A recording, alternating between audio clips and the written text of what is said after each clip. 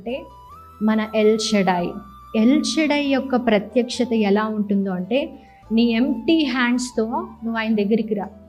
ఏమీ అవసరం లేదు, ఎంప్టీ హ్యాండ్స్తో రా. ఈరోజు దేవుడు ప్రవచనమైన వాక్కుని మీకు దయచేస్తున్నాడు. ఏంటి అంటే, your hands are empty, your pockets are empty.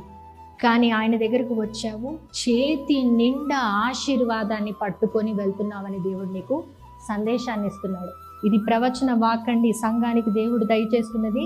ఎంతమంది ఉద్యోగాలు లేక, ఎంతమంది అయితే ఫైనాన్షియల్ ఇష్యూస్లో ఉండి కూడా సంఘానికి విత్తడానికి ముందుకు వస్తున్నారో, దేవుడు ఈరోజు వాళ్ళకి ఎల్ షెడైగా ప్రత్యక్షమవుతున్నాడు. ఎల్ షెడై గురించి చెప్తాను చూడండి.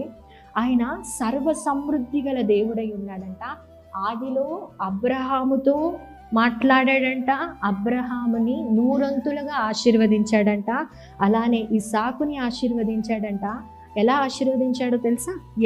యాకోబును కూడా ఆధ్యాత్మిక మరియు భౌతిక పోషణని అందిస్తున్నాడంట.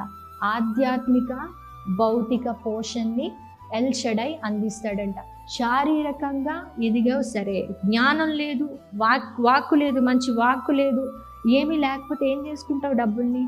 ఎప్పుడు కూడా దేవుడు ఏదైనా ఇచ్చాడు అంటే తూకం వేస్తే సరితూగేలా ఉంటుందంట ఆశీర్వాదం. ఇది ఎక్కువ, ఇది తక్కువ కాదు. 10 మందిలోకి వెళ్తున్నప్పుడు ఎప్పుడైతే నిన్ను నువ్వు తగ్గించేసుకుంటావు